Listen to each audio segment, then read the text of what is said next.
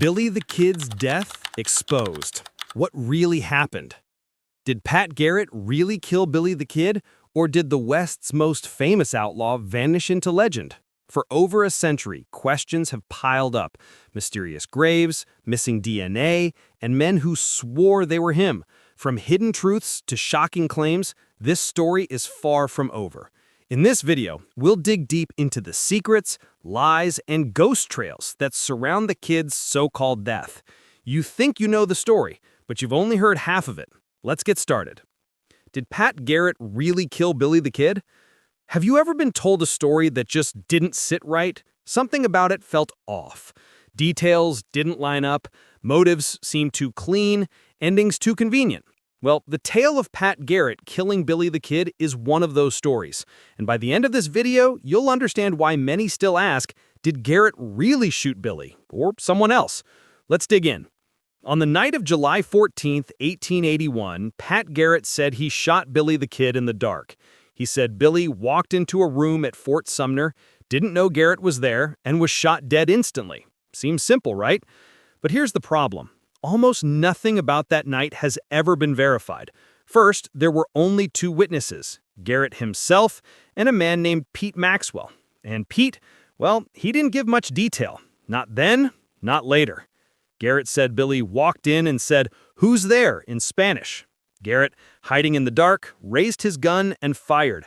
Just like that, the West's most wanted outlaw was dead. But does that sound like the Billy the Kid we know? Billy was known for being cautious, smart, quick. He had escaped jail before. He had dodged ambushes. Would he really walk into a dark room without checking? Would he not recognize danger in his friend's house? And here's another thing. Garrett never allowed the public to view the body. He buried the corpse quickly. No official photo was taken. And the local coroner's report? It's missing. Never found. Garrett said it was Billy. Some locals agreed, but others weren't so sure. A few said the dead man didn't look like Billy at all. Later in this video, we'll talk about someone who claimed to be Billy. But even back in 1881, the seeds of doubt were already there. Now, let's consider motive. Pat Garrett had just been elected sheriff. Billy the Kid was his big target. Catching or killing him made Garrett famous. He even wrote a book about it, a book that helped build the legend. But here's the kicker. Garrett's story changed over time. In early versions, he was clear and direct. Later, details shifted, dialogue got added, timing moved. Why change the story if it was true? And let's not forget, Garrett's book was ghost-written by a man who hated Billy. It painted Billy as a killer, plain and simple, but other accounts say Billy was charismatic, loyal, and liked by locals, not a monster. There's also the matter of Garrett's character. Not everyone saw him as a hero. After Billy's death, Garrett struggled to hold office again. He got into land disputes, business failures, and was accused of shady dealings. He was even murdered in 1908, shot in the back. Some say it was revenge. Others say it was justice catching up. So what if Garrett didn't kill Billy? Some say he shot someone else, maybe a ranch hand or another outlaw, and passed the body off as Billy's. Why? Because he needed a win. He needed the story to be over. If Billy escaped again, Garrett's reputation would be ruined. So maybe he made sure the legend died, even if the man didn't. And here's something strange. Garrett didn't seem happy after the killing. Not long after, he left law enforcement. He never caught another major outlaw. Almost like he was finished, like he knew he had done something he couldn't undo. Have you ever done something you thought would bring you glory, but it just made things worse? Maybe that's what happened to Garrett. Maybe he buried more than a body that night. In the years that followed, rumors kept popping up. Sightings of Billy in Texas, in Mexico, even in New York. People claimed to know him. Letters showed up. Even men came forward saying they were him. Garrett never responded to these claims. Maybe he knew they were false, or maybe he feared they weren't. What would you have done if you were in Garrett's boots?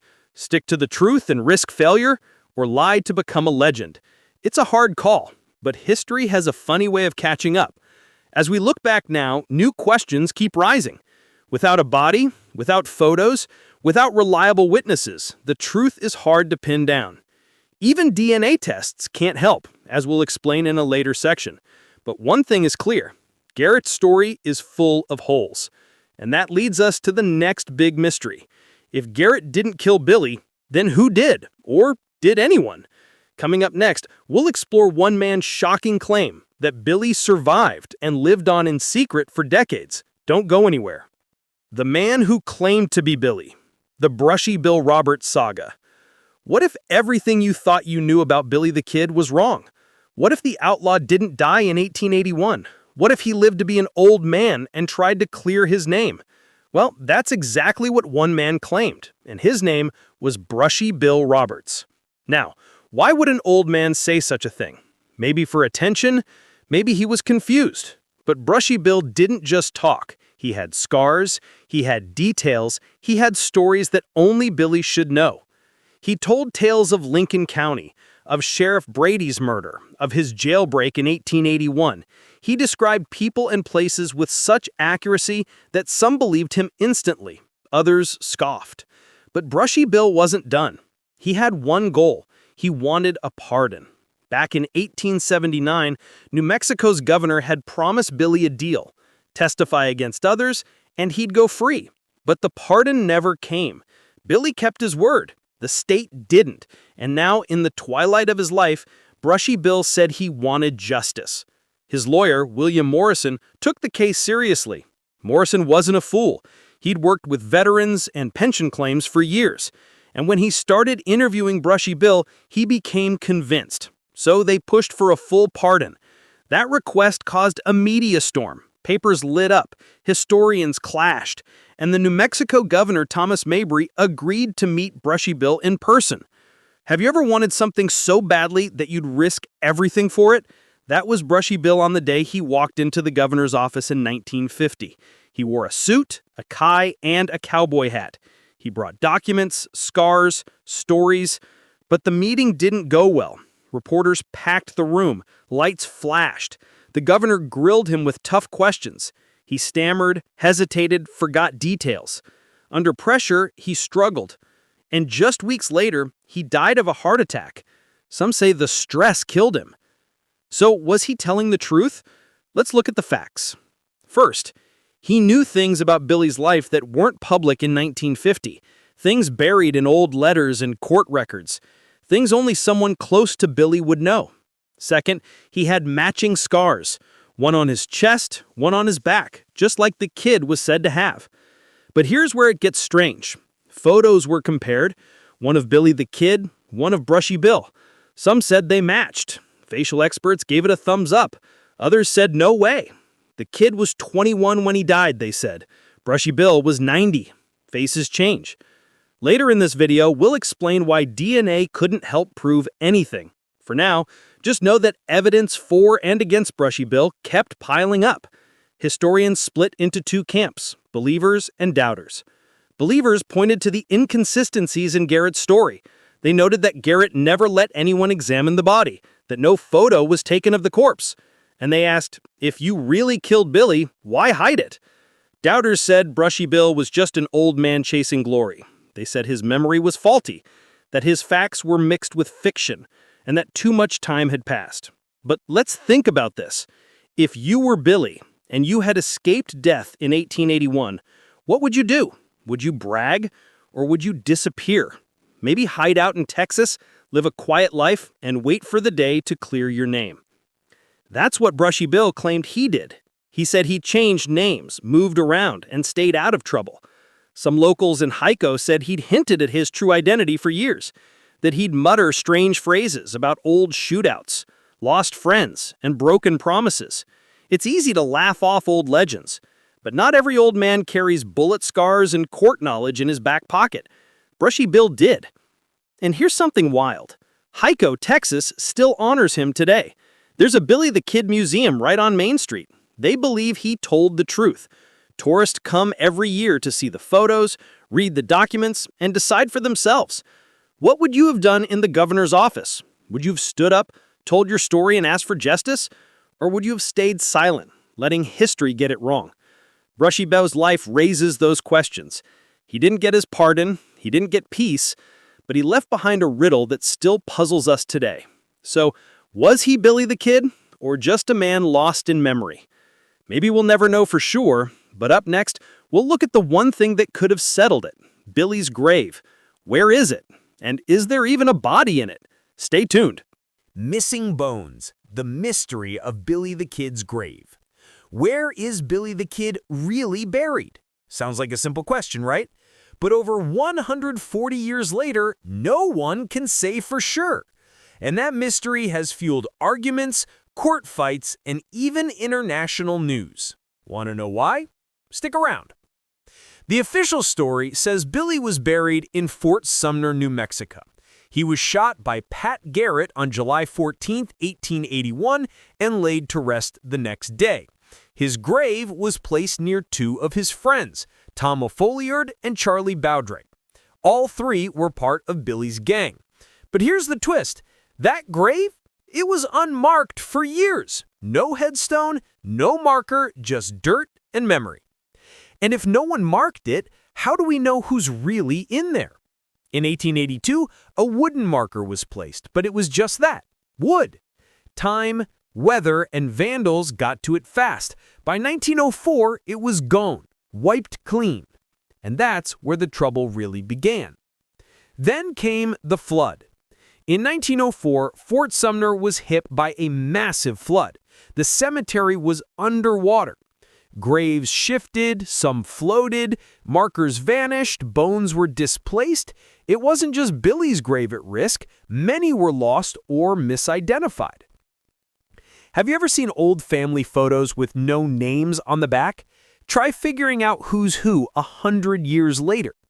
That's what historians are still trying to do with actual graves. Later, a marble headstone was added. It read, Billy the Kid, Pals, and listed all three names, but no one could say exactly where the bodies were. It was a best guess, and for many, that wasn't good enough.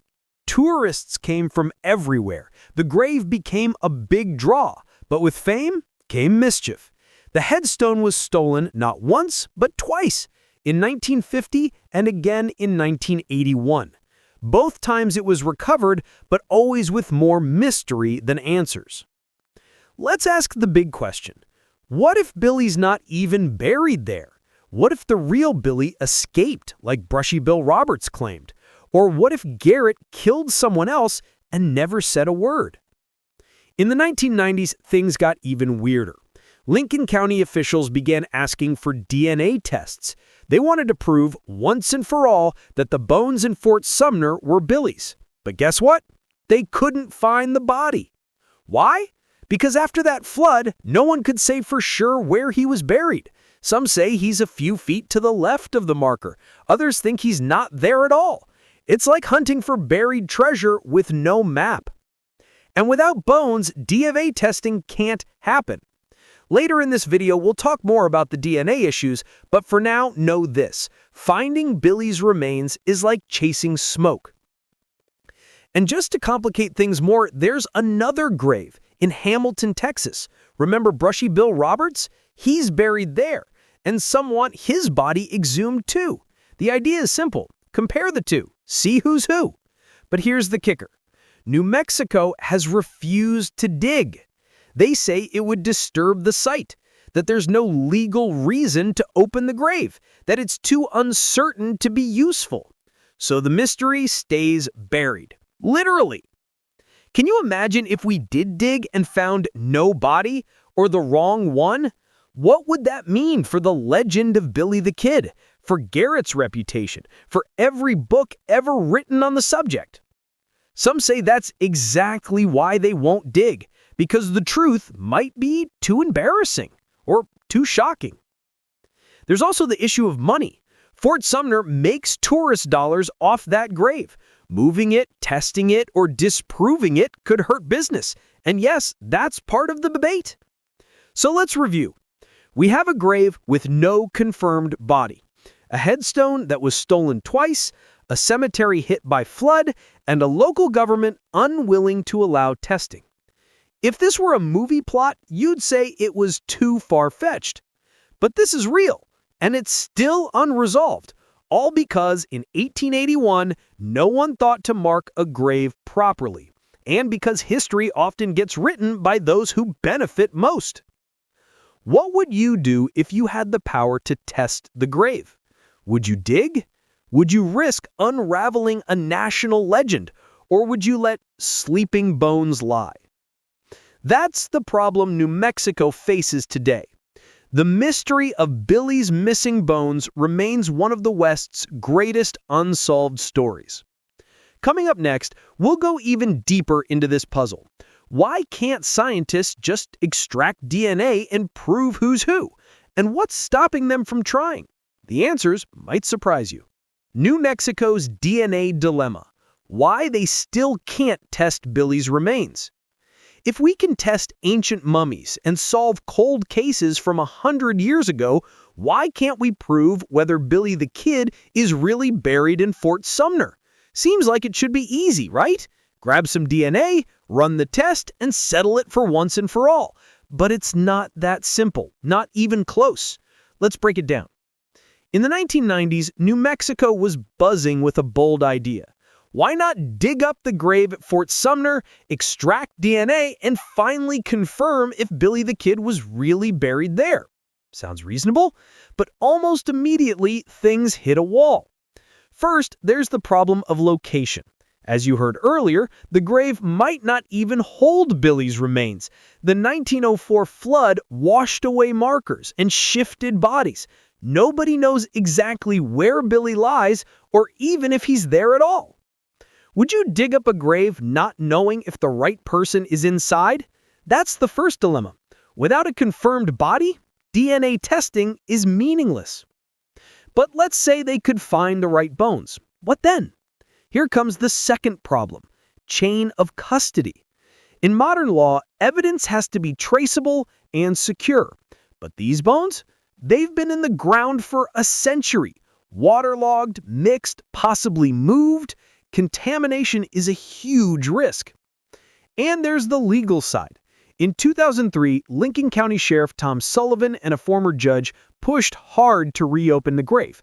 They wanted to solve the mystery for once and for all. But the state of New Mexico pushed back hard. The state attorney general blocked the exhumation. Their reason? No clear legal justification. No crime to solve, no family requesting it. They argued it would set a dangerous precedent, opening historic graves just to chase rumors. Have you ever tried to prove a point only to get told it's not worth it? That's what these men faced. The red tape was endless. Some locals supported the idea. Others were fiercely against it. Fort Sumner makes money off that grave. Tourists visit from all over. If the DNA showed it wasn't Billy, it could kill that revenue. And yes, that's part of the debate. So let's review. We have a grave with no confirmed body, a headstone that was stolen twice, a cemetery hit by flood, and a local government unwilling to allow testing. If this were a movie plot, you'd say it was too far-fetched.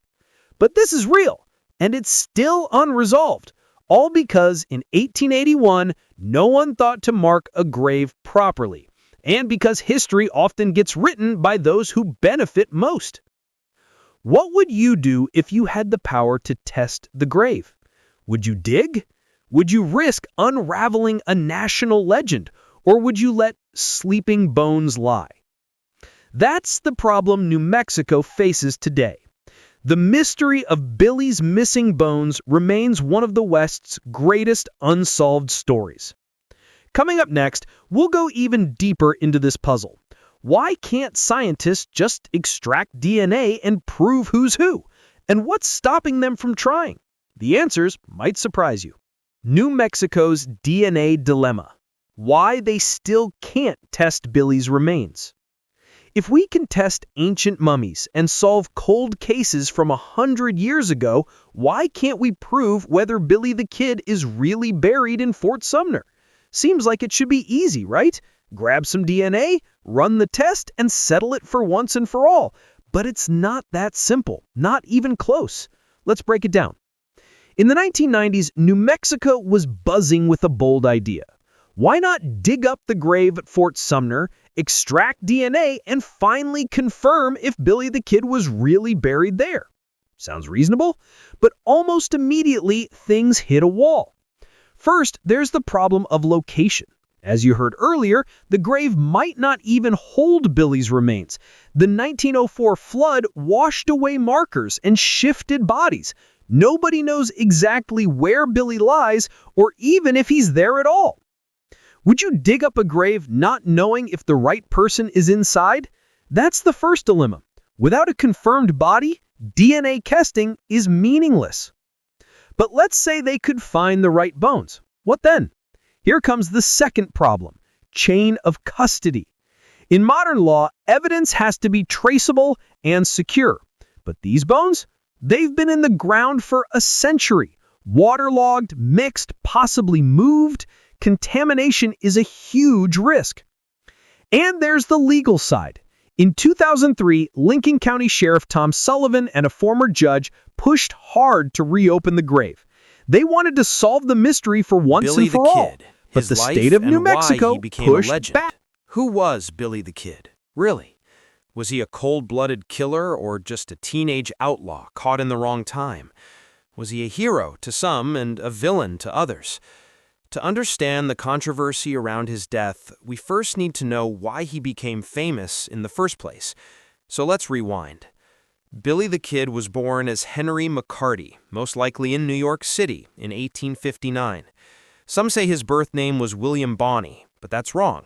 He used that name later as an alias. Records from that time are messy, but what we do know is that his father vanished early. His mother, Catherine, moved him and his brother Joe out west, chasing better days. They landed in Kansas, then moved to New Mexico. But tragedy hit fast. Billy's mom died of tuberculosis when he was just 14. Have you ever been left to survive on your own as a kid? That was Billy's reality. No home, no money, no guidance. Soon he turned to petty crime, mostly just to eat. His first arrest came at 16 for stealing clothes from a laundry. And just like that, he was branded a criminal. No second chance, no mentor, just a fast slide into the life of an outlaw. Billy didn't start out violent, but the world around him was, and it would shape him quickly. By 1877, he had killed his first man, a blacksmith in Arizona named Frank Windy Cahill. Reports say Cahill bullied Billy, threw him to the ground, and wouldn't stop. Billy pulled a pistol and shot him in the gut. Cahill died the next day. Billy was just 17, and now a wanted man. He fled back to New Mexico and joined a group of cattle rustlers.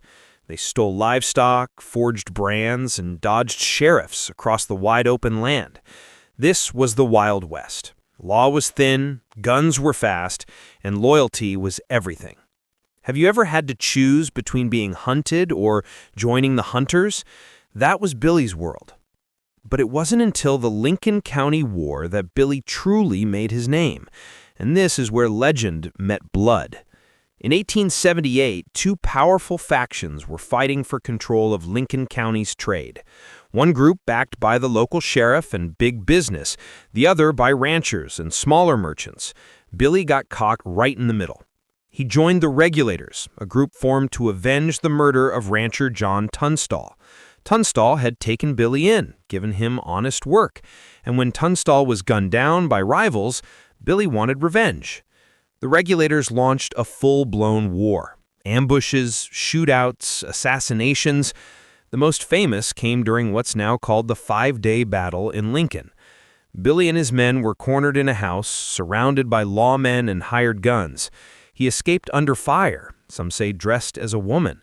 Others say he walked right through enemy lines. Every time someone tried to catch him, Billy slipped away. He became famous for two things, his charm and his escapes.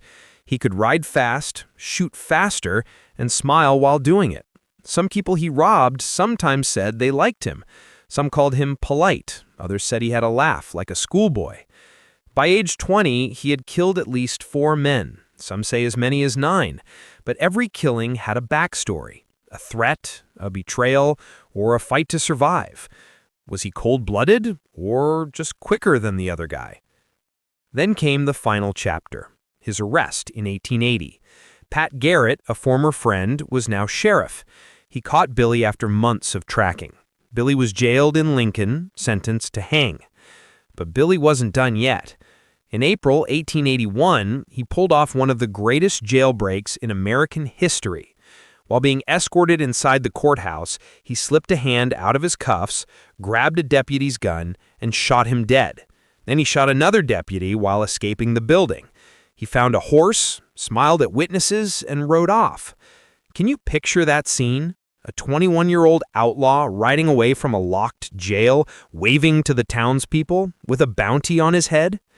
The newspapers loved it. The public was hooked. Billy the Kid was now a legend.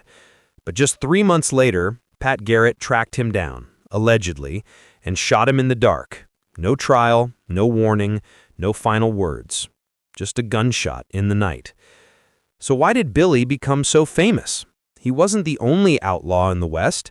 Others killed more, robbed more. But Billy had something they didn't. He was young, good-looking, and had a name that stuck. He was also a symbol. To some, he represented rebellion against corrupt lawmen and greedy businessmen. To others, he was a cold killer who had to be stopped. His fame exploded after death. Dime novels painted him as a charming rogue. Newspapers called him the boy bandit. Even Pat Garrett helped fuel the legend, writing a book about the man he claimed to kill. Later, movies turned him into everything from a cowboy hero to a misunderstood teenager. He became bigger than life, a figure you couldn't ignore. But behind the headlines, Billy was just a boy who lost his mother, got pushed around, and fought back the only way he knew, with speed, smarts, and a six-shooter. Have you ever wondered how you might survive if the world turned on you at age 14? Billy didn't have that luxury. He had to run, fight, and outthink grown men who wanted him dead. In the end, he lived only 21 years, but those years left a mark deeper than most lives 3 times as long. And that's why he's still talked about today. So when we ask if Billy really died that night or lived on, we're asking more than just a history question. We're asking what we believe about legends, about survival, and about second chances. And maybe that's why Billy the Kid still matters. Because deep down, part of us wants the kid to win.